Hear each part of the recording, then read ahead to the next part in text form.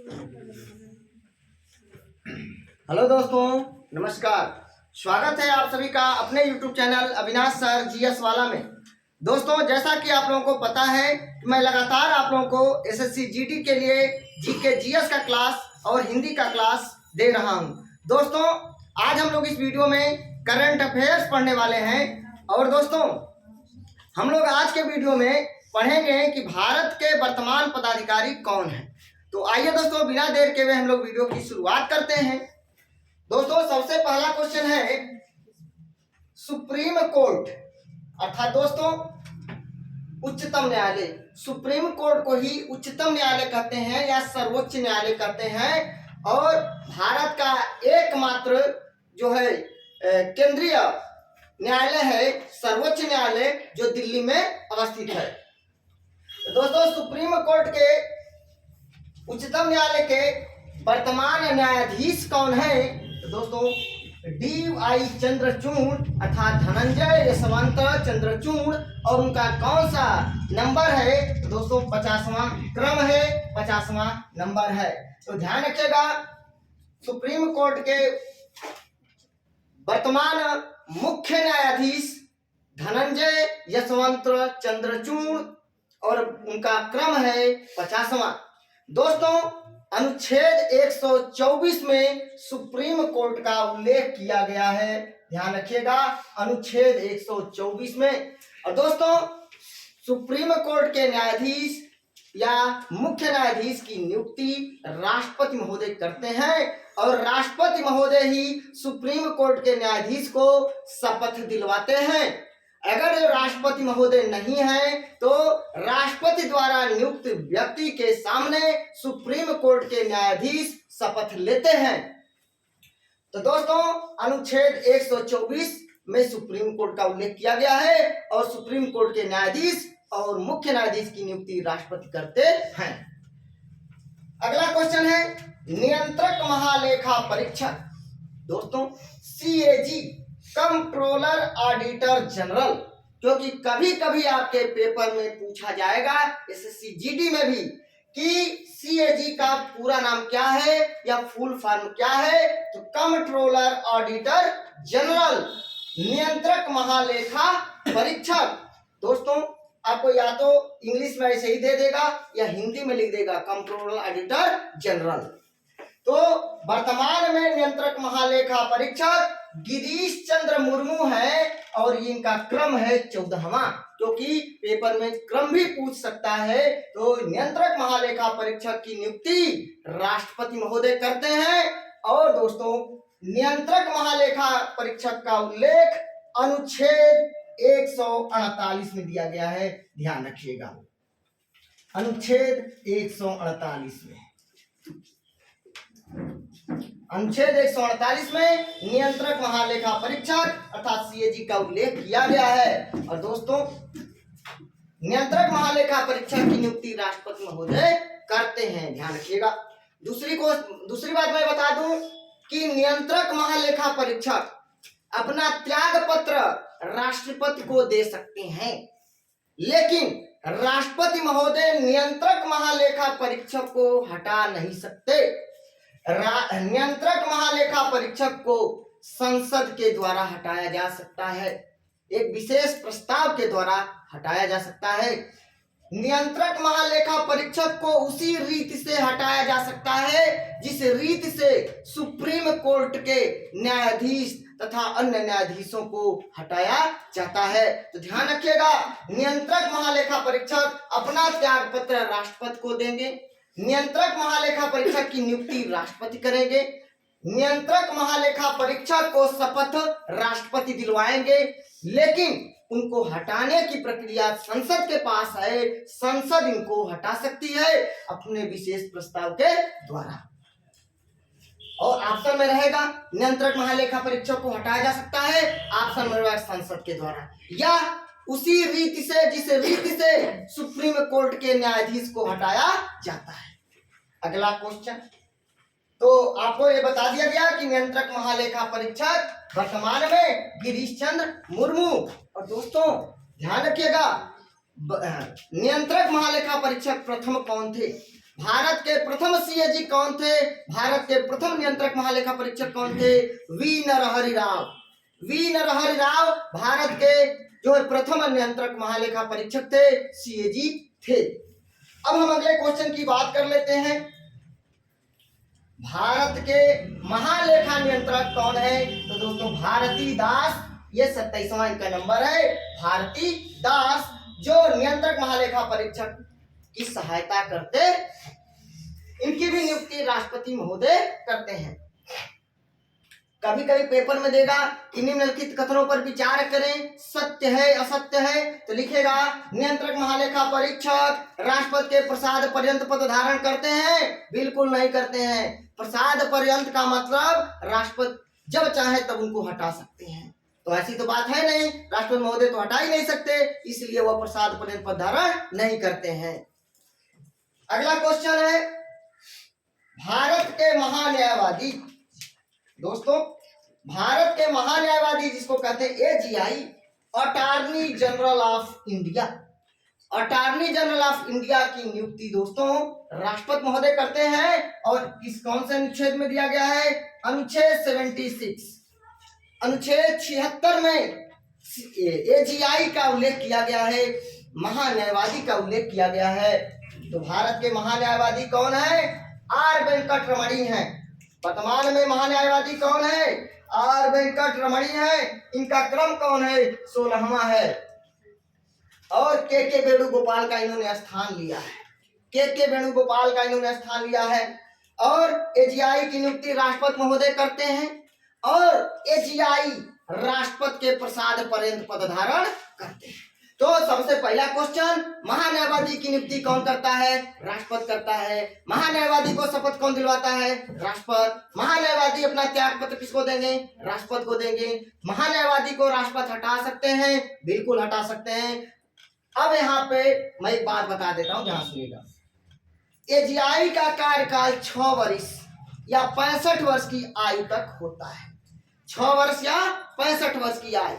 और बाबू सीएजी का भी यही हाल है, 6 वर्ष या 65 वर्ष की आयु। या तो 6 वर्ष का कार्यकाल पूरा होगा, या उनकी 65 वर्ष की उम्र अगर पूरी हो चुकी है। अब बेशक उन लोग का 3 साल का कार्यकाल हुआ है, 1 ही साल का कार्यकाल हुआ है, लेकिन अगर 65 साल उनकी उम्र हो जाएगी तो सेवानिवृत्त होना पड़ेगा उनको।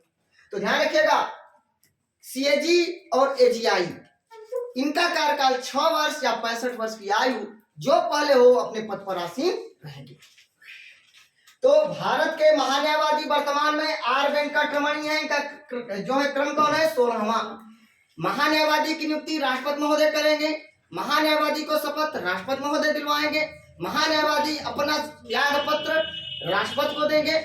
और महान्यायवादी कौन होता है? भारत सरकार का प्रथम कानूनी सलाहकार होता है, भारत सरकार का प्रथम विधि अधिकारी होता है। याद रखिएगा, भारत सरकार को समय समय पर वह सलाह देता है, तो ध्यान रखिएगा। और भारत सरकार का प्रथम कानूनी सलाहकार कौन होता है? महान्यायवादी। अब दोस्तों महान्यायवादी को ध्यान रखिएगा, संसद का सदस्य न होते हुए भी संसद की कार्यवाही में भाग ले सकता है। क्वेश्चन पूछा गया है, निम्नलिखित में से कौन संसद का सदस्य न होते हुए भी संसद की कार्यवाही में भाग ले सकता है? तो महान्यायवादी। ध्यान रखिएगा। तो नियंत्रक महालेखा परीक्षक की नियुक्ति भारत के महान्यायवादी की नियुक्ति अनुच्छेद 76 के अंतर्गत राष्ट्रपति महोदय करते हैं। दोस्तों भारत के वर्तमान महान्यायवादी आर वेंकट रमणी हैं, और भारत के प्रथम महान्यायवादी एमसी शीतलवाड़ थे। एमसी शीतलवाड़ थे, याद रखिएगा। अगला क्वेश्चन की बात कर लेते हैं। सॉलिसिटर जनरल तुषार मेहता हैं, जो एजीआई की ये सहायता करते हैं। तो भारत सरकार का दूसरा कानूनी सलाहकार solicitor general. Solicitor general Hindi में कह सकते हैं भारत का महाधिवक्ता। भारत का महाधिवक्ता। ऐसे ही राज्यों के महाधिवक्ता होते हैं। राज्य का महाधिवक्ता, उसकी नियुक्ति राज्यपाल महोदय करते हैं अनुच्छेद 165 के अंतर्गत। राज्य के महाधिवक्ता की नियुक्ति राज्यपाल करेंगे अनुच्छेद 165 के अंतर्गत। और ध्यान रखिएगा, राज्य का महाधिवक्ता राज्य का प्रथम कानूनी सलाहकार होता है। तो आपको अच्छे से समझ में आ गया होगा। अगले क्वेश्चन की बात करते हैं।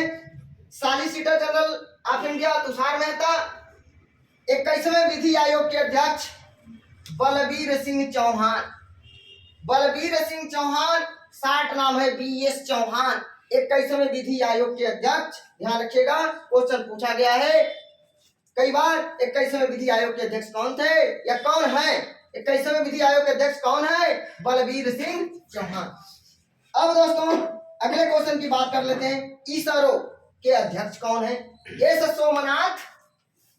सोमनाथ इसरो के अध्यक्ष हैं। इसरो का दोस्तों फुल फॉर्म होता है Indian Space Research Organisation. Indian Space Research Organisation यानी इसरो। तो दोस्तों इसरो के अध्यक्ष कौन है? एस सोमनाथ। अगला क्वेश्चन है 8वां। राष्ट्रीय महिला आयोग के अध्यक्ष कौन है? रेखा शर्मा है और इनकी भी नियुक्ति राष्ट्रपति करते हैं। तो ध्यान रखिएगा, राष्ट्रीय महिला आयोग के अध्यक्ष की नियुक्ति कौन करेगा? राष्ट्रपति। इसरो के अध्यक्ष की नियुक्ति कौन करेगा?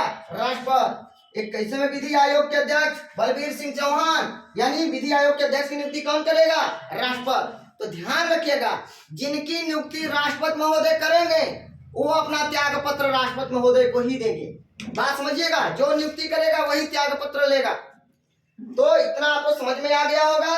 सुप्रीम कोर्ट के अर्थात उच्चतम न्यायालय या सर्वोच्च न्यायालय के मुख्य न्यायाधीश धनंजय यशवंत चंद्रचूड़, उनका क्रम है 50वां। नियंत्रक एवं महालेखा परीक्षक गिरीश चंद्र मुर्मू, इनका क्रम है 16वां।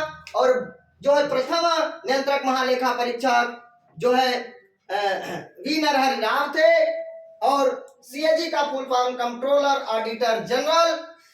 नियंत्रक महालेखा परीक्षक का उल्लेख अनुच्छेद 148 में किया गया है। भारत के महालेखा नियंत्रक भारती दास, भारत के महान्यायवादी R वेंकटरमणी और AGI attorney general of India अनुच्छेद 76। Solicitor general of India Tushar Mehta. 21वें विधि आयोग के अध्यक्ष बलबीर सिंह चौहान BS चौहान। इसरो के अध्यक्ष एस सोमनाथ।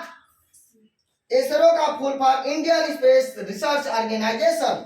और राष्ट्रीय महिला आयोग के अध्यक्ष रेखा शर्मा। दोस्तों एक बार हमारे साथ बोलिए फटाफट। सुप्रीम कोर्ट अर्थात उच्चतम न्यायालय के मुख्य न्यायाधीश कौन थे? धनंजय यशवंत चंद्र। उनका कौन सा क्रम है? नियंत्रक महालेखा परीक्षक कौन है वर्तमान में? गिरीश चंद्र मुर्मू का कौन सा स्थान है? 14वां। अगला इसका फुल फॉर्म क्या है? Controller auditor general. Controller auditor general. नियंत्रक महालेखा परीक्षक का उल्लेख किस संक्षेप में है? नियंत्रक महालेखा परीक्षक की नियुक्ति कौन करेगा? राष्ट्रपति। नियंत्रक महालेखा परीक्षक को शपथ कौन दिलवाएगा? नियंत्रक महालेखा परीक्षक को किस तरह हटाया जाता है? उसी रीति द्वारा जिस रीति से सुप्रीम कोर्ट के न्यायाधीश को हटाया जाता है या संसद के द्वारा। AGI का full form attorney general of India. AGI का उल्लेख किस अनुच्छेद में? भारत के महान्यायवादी की नियुक्ति कौन करेगा? राष्ट्रपति। भारत के वर्तमान महान्यायवादी कौन है? इनका क्रम कौन है? 16वां। भारत के प्रथम महान्यायवादी कौन थे? MC सीतलवाड़। कौन थे? MC Setalvad. Solicitor general of India कौन है? तुषार मेहता। 21वें विधि आयोग के अध्यक्ष इसरो के अध्यक्ष इसरो का फुल फॉर्म राष्ट्रीय महिला आयोग के अध्यक्ष रेखा शर्मा। अब देखते हैं अगले क्वेश्चन। दोस्तों भारतीय प्रतिस्पर्धा आयोग के अध्यक्ष अशोक कुमार गुप्ता। अशोक कुमार गुप्ता भारतीय प्रतिस्पर्धा आयोग के अध्यक्ष हैं। भारत के मुख्य न्यायाधीश कौन है दोस्तों? भारत के मुख्य चुनाव आयुक्त कौन है? मुख्य निर्वाचन आयुक्त कौन है? राजीव कुमार। और इनका क्रम है 25वां। अब यहाँ पे मैं बात करता हूँ, ध्यान से सुनिएगा दोस्तों। चुनाव आयोग का उल्लेख अनुच्छेद 324 में दिया गया है। अनुच्छेद 324 के अंतर्गत सुप्रीम चुनाव आयोग के मुख्य चुनाव आयुक्त और अन्य चुनाव आयुक्त की नियुक्ति राष्ट्रपति महोदय करते हैं। चुनाव आयोग के मुख्य निर्वाचन आयुक्त और अन्य निर्वाचन आयुक्तों की नियुक्ति कौन करता है? राष्ट्रपति। कौन करता है? राष्ट्रपति। एक बात ध्यान से समझ लेना, जो मुख्य चुनाव आयुक्त की नियुक्ति की जाती है राष्ट्रपति के द्वारा किया जाता है, लेकिन जो अन्य दो चुनाव आयुक्त होते हैं उनकी नियुक्ति राष्ट्रपति महोदय मुख्य चुनाव आयुक्त से सलाह लेकर के करते हैं। तो क्वेश्चन पूछा जाता है कि अन्य चुनाव आयुक्तों की नियुक्ति राष्ट्रपति महोदय किसकी सलाह पर करते हैं? तो मुख्य चुनाव आयुक्त की सलाह पर करते हैं। अब हमारी बात सुनना, मुख्य चुनाव आयुक्त कौन है वर्तमान में? राजीव कुमार। क्रम कौन है? मुख्य चुनाव आयुक्त का कार्यकाल 6 वर्ष या 65 वर्ष की आयु जो पहले होता है वो अपने पद पर बने रहेंगे। यानी मुख्य चुनाव आयुक्त का कार्यकाल 6 वर्ष या 65 वर्ष, और अन्य जो चुनाव आयुक्त होते हैं उनका कार्यकाल 6 वर्ष या 62 वर्ष होता है। लेकिन जैसे ही उनको मतलब अभी रिटायर होने का समय नहीं आता है तब तक वो मुख्य चुनाव आयुक्त बन जाते हैं, क्योंकि वरिष्ठता क्रम पर मुख्य चुनाव आयुक्त बनाए जाते हैं। जैसे वर्तमान में राजीव कुमार है, अगर राजीव कुमार रिटायर हो जाएंगे तो अनूप चंद बन जाएंगे, तब तक अभी इनका 65 वर्ष पूरा होने बाकी रहेगा, तब तक ये मुख्य बन जाएंगे। आई बात समझ में? तो मुख्य चुनाव आयुक्त का कार्यकाल 6 वर्ष या 65 वर्ष, और अन्य जो न्यायाधीश अन्य जो निर्वाचन आयुक्त होते हैं उनका कार्यकाल 6 वर्ष या 62 वर्ष होता है। और समझ लेना कि इनको कैसे हटाया जाता है, तो मुख्य चुनाव आयुक्त को उसी रीति से हटाया जा सकता है जिस रीति से सुप्रीम कोर्ट के मुख्य न्यायाधीश को हटाया जाता है, अर्थात संसद के द्वारा। तो दोस्तों, भारत के मुख्य चुनाव आयुक्त राजीव कुमार और अन्य चुनाव आयुक्त अनूप चंद्र पांडे और अरुण गोयल। दोस्तों, 15वें वित्त आयोग के अध्यक्ष एनके सिंह है। कौन है? एनके सिंह। नटवर कुमार सिंह 15वें वित्त आयोग के अध्यक्ष हैं एनके सिंह, नटवर कुमार सिंह। अगला क्वेश्चन है, केंद्रीय सतर्कता आयोग के अध्यक्ष कौन है? सुरेश एन पटेल। दोस्तों, एक बात और बता देते हैं, ध्यान से समझ लीजिए। 15वें वित्त आयोग के अध्यक्ष एनके सिंह है और वित्त आयोग का उल्लेख अनुच्छेद 280 में किया गया है। बहुत इंपॉर्टेंट प्रश्न है। वित्त आयोग का उल्लेख अनुच्छेद 280 में किया गया है।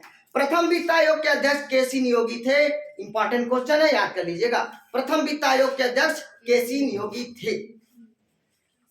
अगला क्वेश्चन, लोकसभा के अध्यक्ष कौन है? लोकसभा के वर्तमान स्पीकर कौन है? तो ध्यान रखिएगा, ओम बिरला। कौन है? ओम बिरला। और इनका क्रम कौन है? 17वां, ओम बिरला। लोकसभा के महासचिव कौन है? उत्पल कुमार सिंह। राज्यसभा के सभापति कौन है? जगदीप धनखड़। दोस्तों, राज्यसभा के सभापति, राज्यसभा के अध्यक्ष, राज्यसभा के चेयरमैन सब एक ही चीज होता है। तो राज्यसभा के सभापति जगदीप धनखड़, और ये जगदीप धनखड़ वर्तमान में हमारे देश के उपराष्ट्रपति हैं, और भारत का उपराष्ट्रपति राज्यसभा का पदेन सभापति होता है। इसका उल्लेख अनुच्छेद 64 में किया गया है और अनुच्छेद 89 में किया गया। राज्यसभा के उपसभापति कौन है? हरिवंश नारायण सिंह। दोस्तों, एक बात और यहाँ पे मैं बता दूं, राज्यसभा के वर्तमान सभापति जगदीप धनखड़, लेकिन अगर आपसे क्वेश्चन पूछे कि राज्यसभा के प्रथम सभापति कौन थे, प्रथम स्पीकर कौन थे, तो प्रथम उपराष्ट्रपति डॉक्टर सर्वपल्ली राधाकृष्णन, तो प्रथम सभापति भी डॉक्टर सर्वपल्ली राधाकृष्णन हो जाएंगे, याद रख लीजिएगा। दोस्तों, राज्यसभा के महासचिव प्रमोद चंद्र मोदी और लोक लेखा समिति, बहुत इंपॉर्टेंट क्वेश्चन है, याद रखिएगा। लोक लेखा समिति के अध्यक्ष अधीर रंजन चौधरी। और प्राक्कलन समिति के अध्यक्ष गिरीट बापट। लोक लेखा समिति और प्राक्कलन समिति में कुल कितने सदस्य होते हैं दोस्तों, इसको अलग से बता देंगे। वैसे प्राक्कलन समिति में केवल लोकसभा के मेंबर होते हैं और 30 मेंबर होते हैं, और लोक लेखा समिति में कुल 22 मेंबर होते हैं, जिसमें 15 लोकसभा के और 7 राज्यसभा के मेंबर होते हैं। क्वेश्चन आपसे घुमाकर पूछेगा कि निम्नलिखित में से कौन ऐसी समिति है जिसमें केवल लोकसभा के मेंबर शामिल होते हैं, तो प्राक्कलन समिति। प्राक्कलन समिति में केवल लोकसभा के 30 सदस्य होते हैं और लोक लेखा समिति में 22 सदस्य होते हैं, जिसमें 15 लोकसभा के और 7 राज्यसभा के होते हैं। लोक लेखा समिति के अध्यक्ष अधीर रंजन चौधरी और प्राक्कलन समिति के अध्यक्ष गिरीश बापट है। तो दोस्तों, भारत के प्रतिस्पर्धा आयोग के अध्यक्ष अशोक कुमार गुप्ता, भारत के मुख्य चुनाव आयुक्त राजीव कुमार, भारत के चुनाव आयुक्त जो अन्य चुनाव आयुक्त हैं अनूप चंद्र पांडे और अरुण गोयल। 15वें वित्त आयोग के अध्यक्ष वित्त आयोग का उल्लेख अनुच्छेद 280 में किया गया है, इनके सिंह है नटवर कुमार सिंह। केंद्रीय सतर्कता आयोग के अध्यक्ष सुरेश एन पटेल, लोकसभा के अध्यक्ष ओम बिरला, और यहाँ पे बता देते हैं लोकसभा के प्रथम स्पीकर जीवी मावलंकर थे। लोकसभा के प्रथम स्पीकर जीवी मावलंकर थे और प्रथम उपाध्यक्ष अनंत संयम थे। पेपर में आ चुका है। वर्तमान में कोई लोकसभा का उपाध्यक्ष नहीं है, तो ये मत सोचिएगा कि वर्तमान में तो सर बता ही नहीं रहे उपाध्यक्ष कौन है। तो वर्तमान में कोई उपाध्यक्ष नहीं है, लेकिन लोकसभा के प्रथम स्पीकर जीवी मावलंकर, गणेश वासुदेव मावलंकर, और वर्तमान में ओम बिरला हैं। प्रथम उपाध्यक्ष अनंत संयम थे। तो लोकसभा के महासचिव उत्पल कुमार सिंह, राज्यसभा के सभापति जगदीप धनखड़, राज्यसभा के उपसभापति हरिवंश नारायण सिंह, राज्यसभा के महासचिव प्रमोद चंद्र मोदी, लोक लेखा समिति के अध्यक्ष अधीर रंजन चौधरी, प्राक्कलन समिति के अध्यक्ष गिरीश बापट। चलिए हमारे साथ फटाफट बोलिए, भारतीय प्रतिस्पर्धा आयोग के अध्यक्ष कौन है? अशोक कुमार गुप्ता। भारत के मुख्य चुनाव आयुक्त कौन है? राजीव कुमार। का क्रम कौन है? 25वां। भारत के चुनाव आयुक्त, अन्य चुनाव आयुक्त कौन है? भारत के अन्य चुनाव आयुक्त, ध्यान रखिएगा, अन्य चुनाव आयुक्त कौन है? अनूप चंद्र पांडे और अरुण गोयल। यानी मुख्य निर्वाचन आयुक्त के अलावा 2 अन्य होते हैं। यानी जो निर्वाचन आयोग होता है कितने सदस्य होता है? 3 सदस्य होता है। कितने सदस्य? 3। एक मुख्य निर्वाचन आयुक्त और 2 अन्य होते हैं। तो 15वें वित्त आयोग के अध्यक्ष 15वें वित्त आयोग के अध्यक्ष एनके सिंह। केंद्रीय सतर्कता आयोग के अध्यक्ष लोकसभा के अध्यक्ष तो केंद्रीय सतर्कता आयोग के अध्यक्ष सुरेश एन पटेल और 15वें वित्त आयोग के अध्यक्ष एनके सिंह। लोकसभा के अध्यक्ष ओम बिरला, लोकसभा के महासचिव उत्पल कुमार सिंह, राज्यसभा के सभापति जगदीप धनखड़, राज्यसभा के उपसभापति राज्यसभा के महासचिव प्रमोद चंद्र मोदी और राज्यसभा के उपसभापति हरिवंश नारायण सिंह। लोक लेखा समिति के अध्यक्ष अधीर रंजन चौधरी, प्राक्कलन समिति के अध्यक्ष गिरीश बापट। तो दोस्तों, अगर आप लोगों को मेरा वीडियो अच्छा लगे प्लीज दोस्तों लाइक कमेंट शेयर करके मुझे सूचित जरूर करना। मिलते हैं नेक्स्ट वीडियो में, तब तक के लिए नमस्कार, धन्यवाद।